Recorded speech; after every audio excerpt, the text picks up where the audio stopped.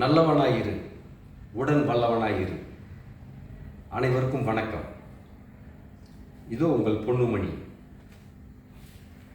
இன்றைய மெசேஜ், கண்ணால் காண்பதும் பொய், காதால் கேட்பதும் பொய், தீர விசாரிப்பதே மெய். இப்படி தான் நம்ம கேள்விப்பட்டிருக்கோம். அதாவது பரவலாக எல்லாருமே இப்படி தான் கேள்விப்பட்டிருக்கோம். ஒரு விஷயம் இதெல்லாம் மாறுபடுது. எப்படி மாறுபடுது அதை நம்மளால் உணர தான் முடியும். நான் சொல்கிறேனே, கண்ணால் காண்பதும் பொய், காதால் கேட்பதும் பொய், தீர விசாரிப்பதே மெய் அப்படின்னு சொல்லக்கூடிய அந்த வார்த்தையில் கவனமாக கவனிங்க. கண்ணால் காண்பதும் பொய், காதால் கேட்பதும் பொய், தீர விசாரிப்பதும் பொய். தீர விசாரிக்கிறதும் பொய்யா? அப்புறம் எப்படி உண்மை தெரியும் அப்படின்னு நம்ம நினைக்கலாம். நான் படித்தது, நான் கேட்டது, நான் உணர்ந்தது, எனக்கு தெரிஞ்சதுக்கு நான் சொல்கிறேன். கண்ணால் காண்பதும் பொய், காதால் கேட்பதும் பொய், தீர விசாரிப்பதும் பொய், அனுபவம் மட்டுமே மெய். எஸ், அனுபவம்.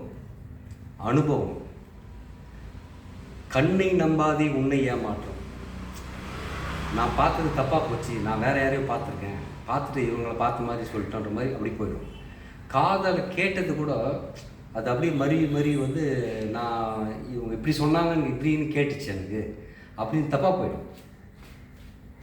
ஆனால் தீர விசாரிக்கிறதுல கன்ஃபார்ம் ஆகிடும், கிளியராக அது தப்பவே முடியாது. அப்படி தான் நம்ம எல்லாம் நினச்சிருக்கோம்.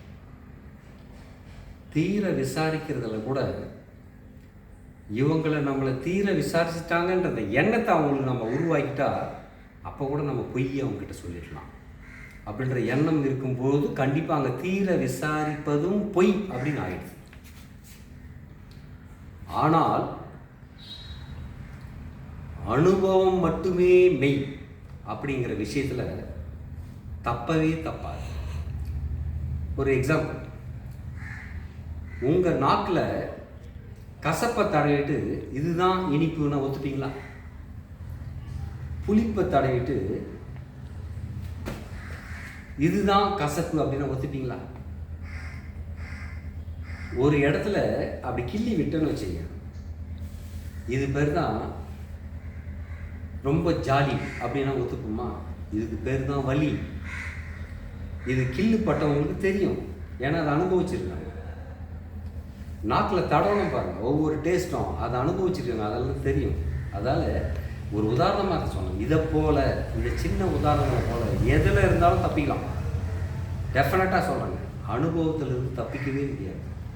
அதனால் சொல்கிறேன், கண்ணால் காண்பதும் பொய், காதால் கேட்பதும் பொய், தீர விசாரிப்பதும் பொய், அனுபவம் மட்டுமே மெய். இதுதான் உண்மை, இதுதான் சத்தியம். இதிலிருந்து எதுவுமே தப்பவே தப்பாது. இன்றைய மெசேஜ் உங்களோட இதை பகிர்ந்துக்கிட்டதில் ரொம்ப நன்றி. உங்களுக்கு மீண்டும் நன்றியை சொல்லி உங்களிடம் இருந்து விடைபெறும் உங்கள் பொன்னுமணி. தேங்க்யூ.